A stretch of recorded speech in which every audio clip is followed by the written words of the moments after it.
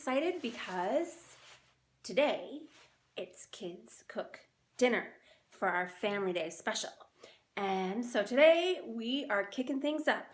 We are definitely using sharp knives. Today is an opportunity to cook something with your family and spread your wings a little bit when it comes to skills. So we're making corn and potato chowder, and that is a recipe from my childhood that my mom used to make all the time. It goes great with nice warm biscuits.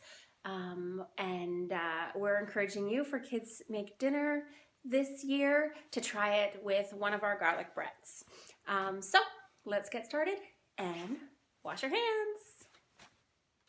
We're going to start with prepping our veggies, and I'm going to peel off that little loose onion skin there and put it in a bowl. Often I use a bowl on the side if I'm going to cut a lot of veggies and have a lot of compost. It's just easier than putting it in the compost all the time. Sometimes my compost bin doesn't smell that great. I'm going to cut the two ends off of my onion, and then I have a nice medium sized onion here, and then I'm going to cut it in half, and that is going to make it easier to peel off that layer of dry onion that can be a little bit tricky. Now, cutting onions isn't exactly where I would start if you're going to learn how to use a sharp knife. Cutting onions can be definitely a little tricky. So you might want to get an older kid to do that. You might want to do that as a parent. It makes you cry. It's not always the most fun, and they move all over the place. It's not a great starting place for kids. You always want to be really careful of your fingers. You can't see right now, but I always keep my fingers curled in and away from the knife so that I don't cut my finger or my thumb. And I've decided to prep all of my veggies first before I start putting them in the pot.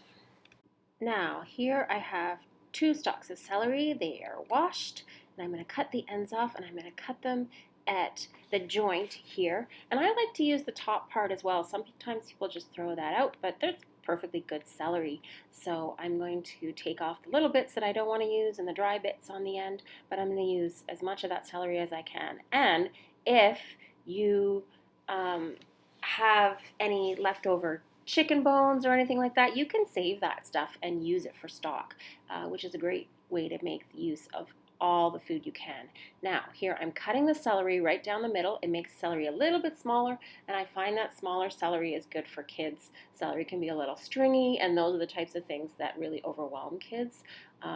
So cut your celery into small pieces, and it makes kids a little more interested in eating celery. You see again there, I have my fingers well away from the knife and curled in so that I can't get any of those fingers or thumb.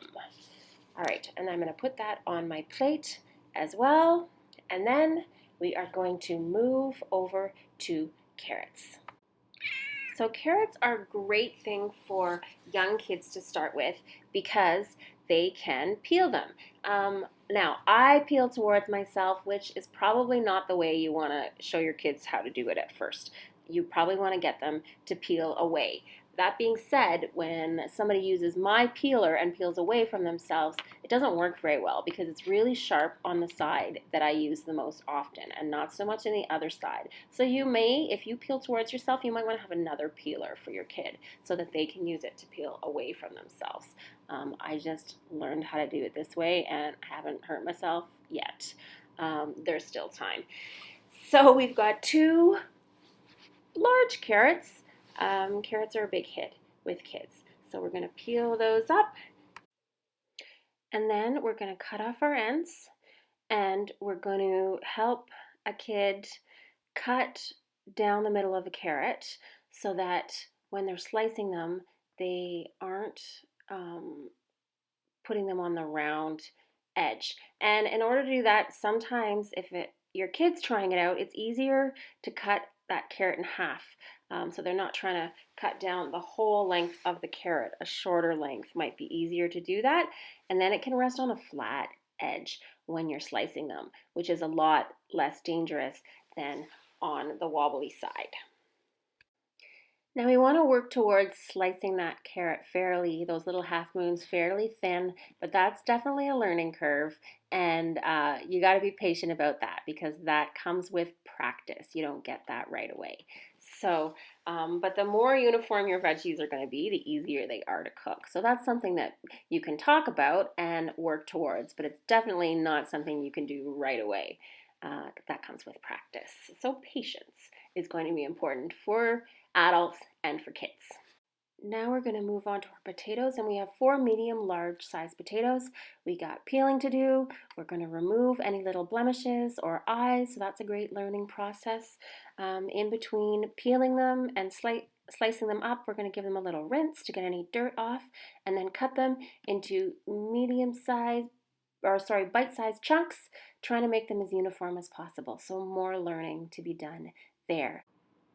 So now we're going to move over to our stove top, and over medium-high heat in a large heavy bottom pot, we're going to put in half a cup of butter and half a cup of oil. You can use all butter, all oil, more, less. You probably don't need more. I tend to use this ratio when I'm making it vegetarian and not adding something that has other fats. And then about a tablespoon of basil, and it's going to start to smell delicious. After that, when it melts down, we are going to add in our onion, and we're going to cook that until that onion starts to get translucent. So now it's nice and translucent, and we can add our carrots and our celery and cook them down till they start to get tender. Now that those veggies have begun to soften, we're going to add our potatoes and coat them all with that butter and oil mixture.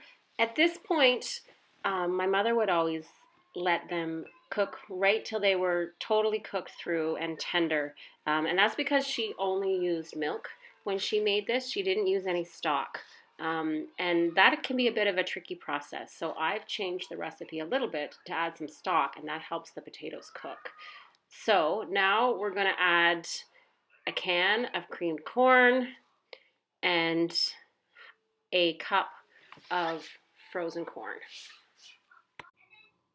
And in that goes, and then we're going to mix it all around together, and we are going to let those potatoes cook a little bit to tender up before we do add any stock. It's really helpful to keep around bouillon cubes or stock powder. This is a jar of chicken stock powder. You can mix it with water. But I also had some turkey stock in the freezer. So this is about 2 cups of homemade turkey stock. And I know that this turkey stock isn't very salty, so I am going to add a little bit of salt. There's nothing wrong with using a little bit of salt if you don't have a large problem with sodium. Especially for kids, it brings out the flavors of food. Let's not go crazy. And a little bit of pepper. I love my fresh ground pepper. And a little bit of that helps kids acclimatize to a small amount of spice. So we're going to mix that all up. Add that chicken stock and let it simmer on low heat until we know that those veggies are just as tender as we want them to be. Now, here we go. We've cooked our vegetables to that perfect amount. If you are going to add some protein, this would be the time to do it, and let it simmer for a little bit. But then last step is we're going to add about a cup of milk, or as much as you need. You can play with the liquid to as much or as little as you need. I'm going to add another cup here to get it to the consistency that you want. And you don't want to boil that milk. You want to heat it, but not boil. And that's why we needed to make sure that those potatoes were cooked before we added any milk. So now we're going to heat it to the desired temperature, add a little extra salt and pepper if we want, and there we go, corn and potato chowder.